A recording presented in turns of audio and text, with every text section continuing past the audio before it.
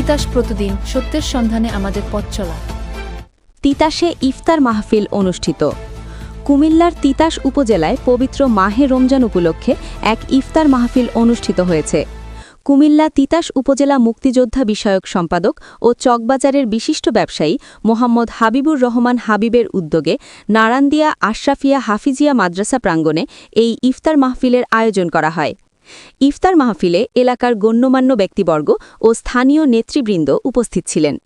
এ সময় উপস্থিত ছিলেন নারান্দিয়া ইউনিয়নের সাবেক চেয়ারম্যান আক্তারুজ্জামান আক্তার, নারান্দিয়া ইউনিয়ন বিএনপির সাধারণ সম্পাদক আরিফুল ইসলাম হানিফ, চকবাজারের বিশিষ্ট ব্যবসায়ী কাজল, ৭ নং ওয়ার্ড বিএনপির সভাপতি দেলোয়ার হোসেন দুলাল মেম্বার, ৭ নং ওয়ার্ড বিএনপির সাংগঠনিক সম্পাদক কামাল হোসেন মুন্সি, ফরিদ মেম্বার, আব্দুল বাতেন সরকার, জহিরুল ইসলাম, নাসির সহ এলাকার গণ্যমান্য ব্যক্তিবর্গ।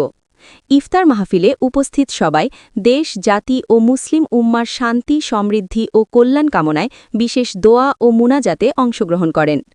আয়োজক মোহাম্মদ হাবিবুর রহমান হাবিব বলেন, পবিত্র রমজানের এই মাহফিলের মাধ্যমে সকলের মধ্যে ভ্রাতৃত্ব ও সৌহার্দ্য আরও দৃঢ় হবে বলে তিনি আশা প্রকাশ করেন। মাহফিল শেষে উপস্থিত অতিথি ও স্থানীয় মুসল্লিদের মাঝে ইফতার পরিবেশন করা হয়।